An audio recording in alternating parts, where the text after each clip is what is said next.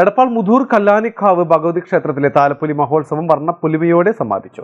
വിവിധ ദേശങ്ങളിൽ നിന്നുള്ള വരവുകളായിരുന്നു ഉത്സവാഘോഷത്തെ വർണ്ണാഭമാക്കി മാറ്റിയത്.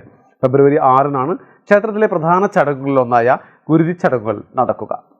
Piece public school Kottakkal, nurturing world class leaders.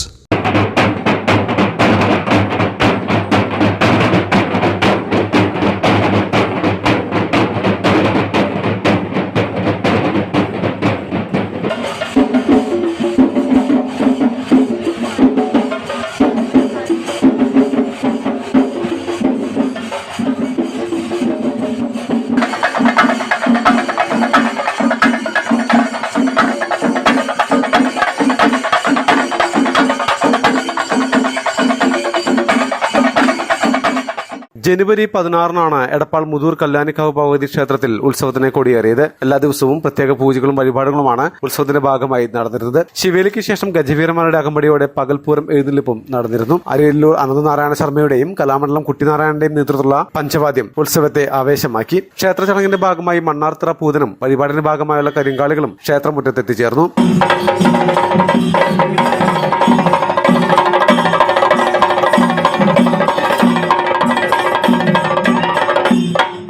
ദീപാരാധനയ്ക്ക് ശേഷം വെടിക്കെട്ടും രാത്രിയിൽ പോരൂർ ഉണ്ണികൃഷ്ണന്റെയും അത്താളൂർ ശിവന്റെയും നേതൃത്വത്തിലുള്ള ഡബിൾ തായമകയും ആസ്വാദകരുടെ മനസ്സിലേക്ക് കൊട്ടിക്കയറി. തുടർന്ന് സംഗീത നിശയും നടന്നു. ഫെബ്രുവരി 6-നാണ് ക്ഷേത്രത്തിലെ പ്രധാന ചടങ്ങുകളിലൊന്നായ കുരുതി ചടങ്ങുകൾ നടത്തുക. സമാപന ദിവസം വിവിധ ദേശങ്ങളിൽ നിന്നുള്ള വരവുകൾ ഉത്സവത്തെ വർണ്ണാഭമാക്കി മാറ്റി. മലബാർ ടൈംസ്, എടപ്പാൾ.